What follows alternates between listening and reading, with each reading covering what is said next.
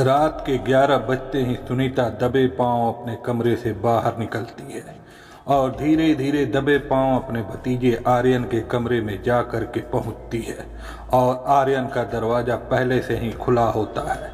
वो सीधे ही कमरे में दाखिल हो जाती है। आर्यन तो जाग रहा था और अपनी चाची सुनीता का ही इंतजार कर रहा था। कमरे में जाने के बाद दोनों एक दूसरे के साथ लिपटा चिपटी करने लगते हैं और उसके बाद जो सुनीता होती है वह आर्यन से कहती है, आर्यन जल्दी खोलो, कहीं प्रकाश ने देख लिया तो बड़ी प्रॉब्लम हो जाएगी। और उसके बाद आर्यन अपने कपड़े उतारना शुरू कर देता है और उधर सुनीता भी दूसरी तरफ अपने आप को जल्द से जल्द निर्वस्त्र कर देती है और उसके बाद चढ़ बैठती है आर्यन के ऊपर। और आर्यन और सुनीता जो है बुरी तरीके से बदहवास से होकर एक दूसरे के साथ शारीरिक संबंध बनाने लगते हैं और तब तक बनाते हैं जब तक दोनों थक कर के चूर नहीं होते।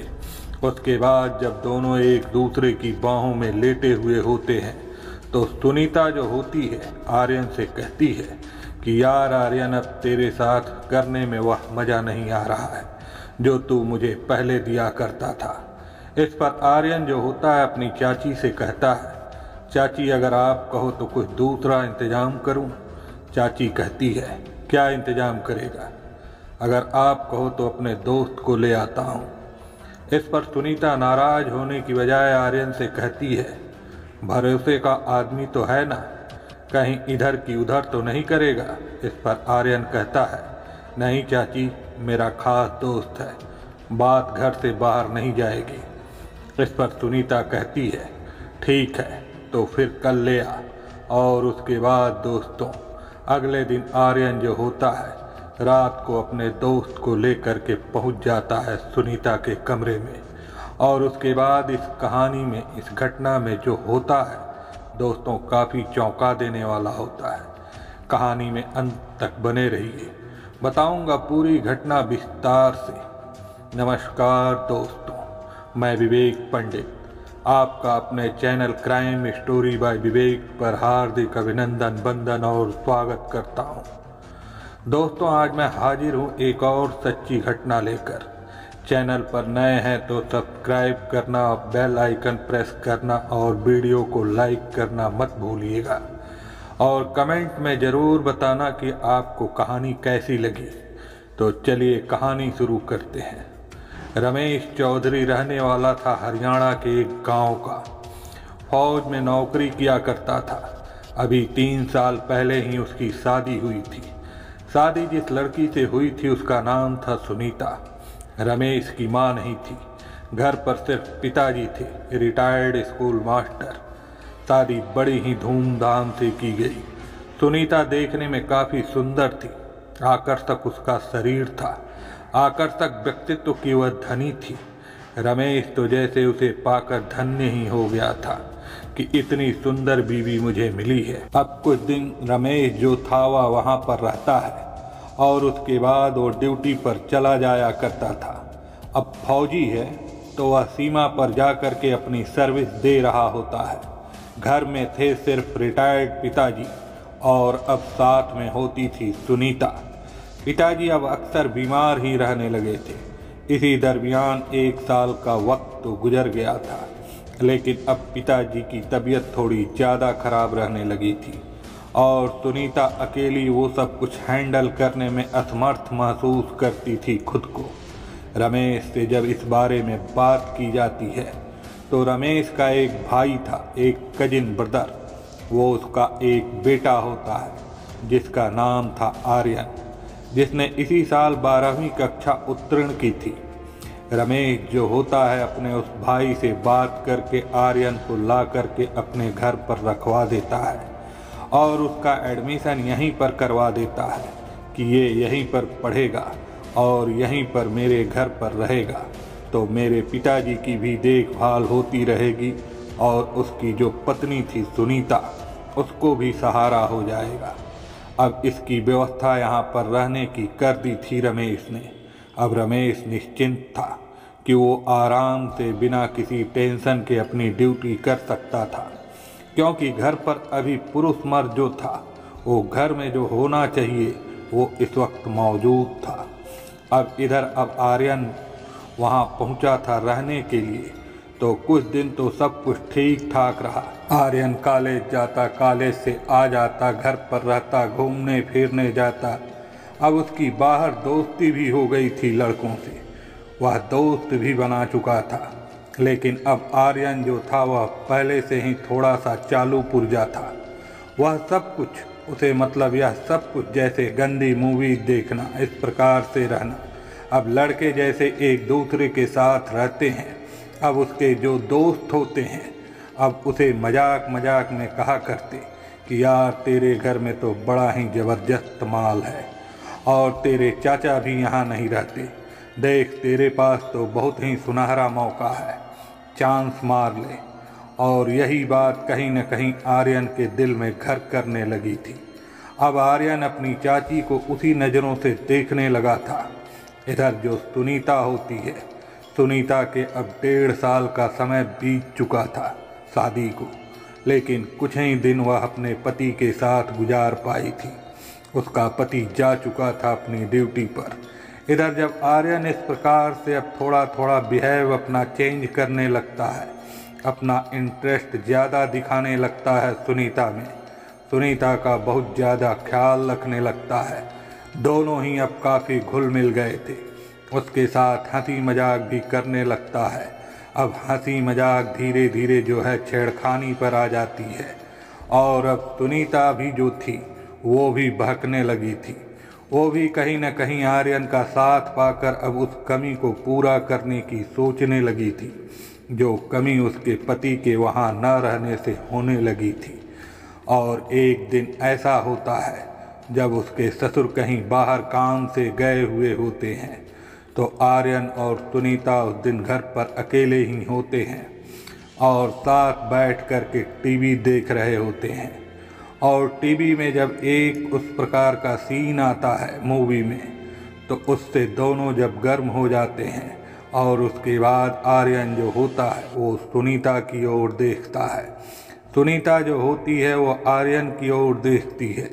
दोनों ही एक दूसरे को प्यासी निगाहों से देख रहे थे और आंखों ही आंखों में बात होती है और एक दूसरे को इशारे होते हैं और दोनों ही समझ जाते हैं।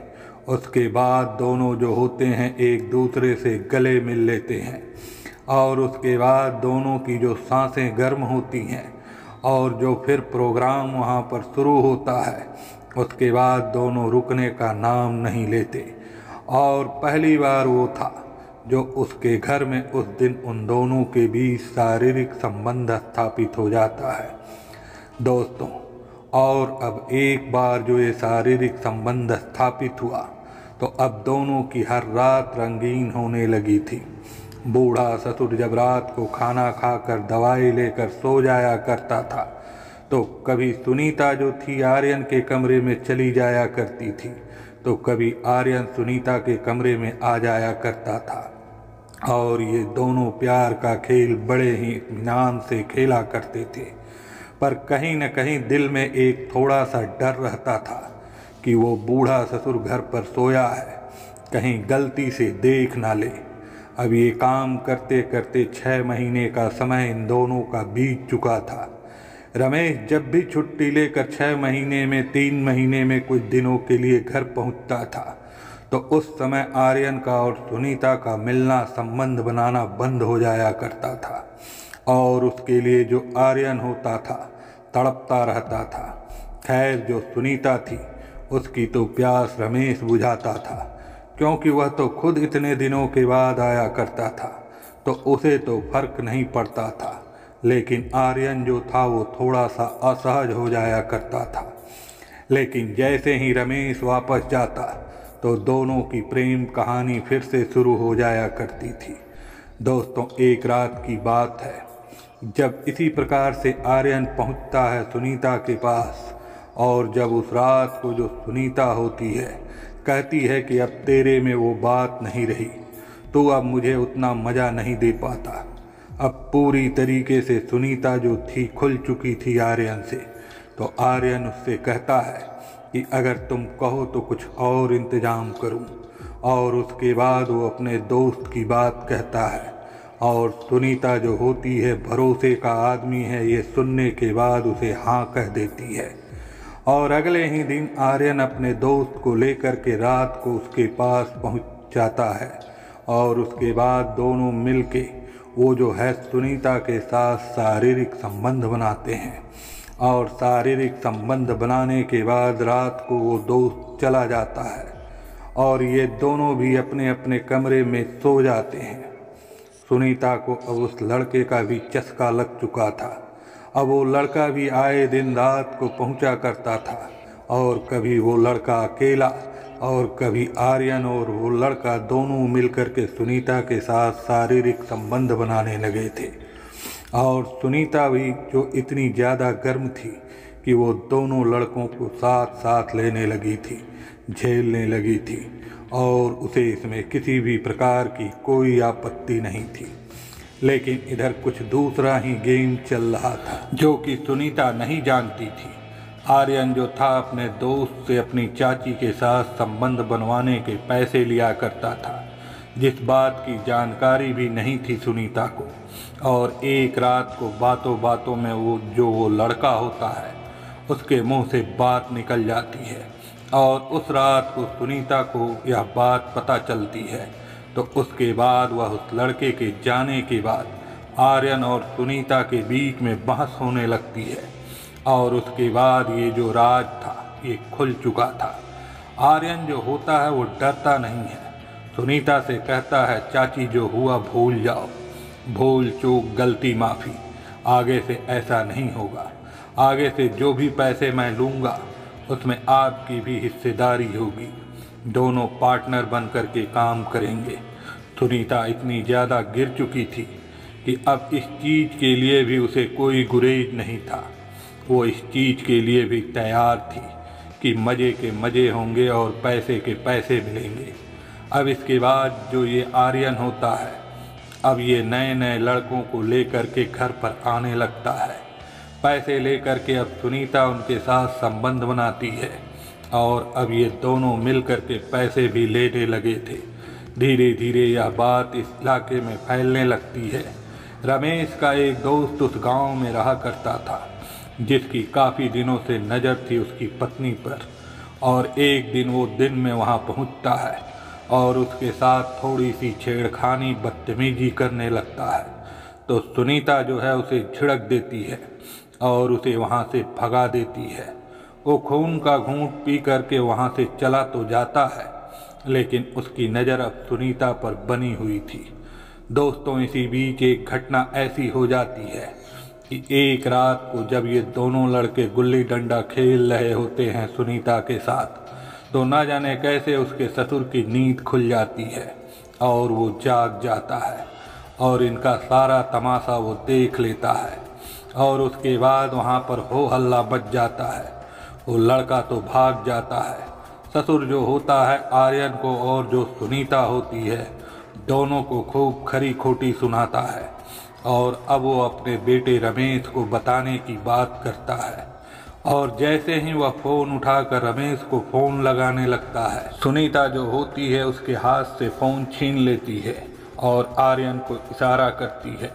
उसके बाद आर्यन जो होता है उसको पकड़ लेता है। बूढ़ा बेचारा बिस्तर पर गिर जाता है और उसके बाद आर्यन और सुनीता जो होते हैं गला दबा करके अपने ससुर की वहीं पर हत्या कर देते हैं और उसके बाद उसे ले जाकर उसे बिस्तर पर सुला देते हैं। अब दोनों सोचने लगते हैं कि हमने हत्या तो कर दी, अब इसको क्या किया जाए। उसके बाद दोनों एक प्लान बनाते हैं और उसके बाद रमेश को दूसरे दिन सुबह फ़ोन लगाया जाता है कि बाबूजी रात को सोए थे तो सुबह उठ ही नहीं रहे हैं। मोहल्ले में चीख पुकार मच जाती है। सुनीता रोना पीटना मचा देती है और वैसे ही बूढ़ा आदमी था, बीमार चल रहा था, तो किसी को कोई शक भी नहीं होता है। रमेश तत्काल छुट्टी लेकर के घर पहुंचता है और उसके बाद अपने पिताजी का अंतिम संस्कार करता है। कुछ दिन वहां रहने के बाद जो रमेश होता है वो वापस अपनी ड्यूटी पर चला जाता है। अब दोस्तों यहाँ इसके पीछे से आर्यन और सुनीता को पूरी तरीके से खुली छूट मिल चुकी थी अपना नंगा नाच करने की। कोई रोकने वाला नहीं था, कोई टोकने वाला नहीं था, ना ही कोई देखने वाला होता है। अब आर्यन जो था नए नए लोगों से संपर्क साधता है। लोगों को पता चलने लगा था, लोग संपर्क साधते थे आर्यन से। आर्यन उनसे पैसा लेता और उन लोगों को घर में ला करके सुनीता के साथ संबंध बनवाया करता। उसके बाद पैसा लेकर दोनों अब ऐश करने लगे थे। उस पैसे से खरीदारी करते, शॉपिंग करते। अब दोनों के दिमाग में एक नई टेक्निक आने लगती है। वे सोचते हैं कि इस गांव में अब इस बिजनेस में ज़्यादा स्कोप नहीं है, इसलिए अब वो सोचते हैं कि इस बिजनेस को, अपने बिजनेस को विस्तार देने के लिए हमें शहर जाना चाहिए।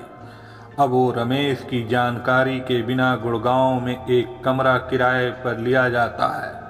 अब दोनों जो हैं वहाँ से अपने गांव से निकल जाया करते थे और कई कई दिन दोनों जाकर गुड़गांव में बिताया करते थे। अब गुड़गांव में जाने के बाद आर्यन जो था वहाँ पर अपना नेटवर्क फैलाने लगता है और वहाँ से ग्राहक ढूंढ ढूंढ कर वो कमरे पर भेजा करता था जहाँ पर जो सुनीता होती है उन लोगों को संतुष्ट किया करती थी अपनी शारीरिक गर्मी से, और उसके बदले में दोनों मोटा पैसा लिया करते थे और ऐश करते, खूब शॉपिंग करते, महंगी महंगी चीज़ें खरीदते, घूमना फिरना खाना। लोगों से सुनीता को अपनी पत्नी बताया करता था आर्यन। इस प्रकार से यह काम पूरे 6 से 8 महीनों तक चलता रहता है। लेकिन गांव में जो उनका दोस्त था रमेश का, उसे इस बात की भनक थी कि ये जो लोग हैं ये 8-8 दिन 15-15 दिन तक गांव से गायब रहते हैं। ये लोग कहाँ जाया करते हैं, क्या करते हैं, और वह इस बात के पीछे पड़ जाता है, पूरी खोजबीन करता है। तो इनका जो गोरख धंधा चल रहा था उसकी जानकारी उसे लग जाती है और उसके बाद वो अपने दोस्त रमेश को फ़ोन कर देता है और फ़ोन करके उन्हें बताता है कि तेरे पीठ पीछे तेरी पत्नी यहाँ पर इस प्रकार के गुल खिला रही है। रमेश को जैसे ही पता चलता है, रमेश तुरंत छुट्टी निकालता है और बिना बताए गांव पहुंचता है। रमेश गांव पहुंचता है तो जैसे ही गांव आकर के देखता है तो घर पर ताला लटक रहा होता है। पत्नी और भतीजा दोनों गायब होते हैं। घर आने के बाद पत्नी को फ़ोन लगाता है तो वहाँ तब जाकर के फ़ोन जब पहुँचता है सुनीता के पास तो उस वक्त सुनीता तो घुड़सवारी करने में मस्त होती है। पति का अचानक से फ़ोन आया देख करके रुक जाती है और जब बात करती है और जब पता चलता है कि पति तो घर पर आकर के खड़ा है तो उसके पैरों तले की ज़मीन खिसक जाती है। आनन फानन में आर्यन के साथ गुड़गांव से निकलती है।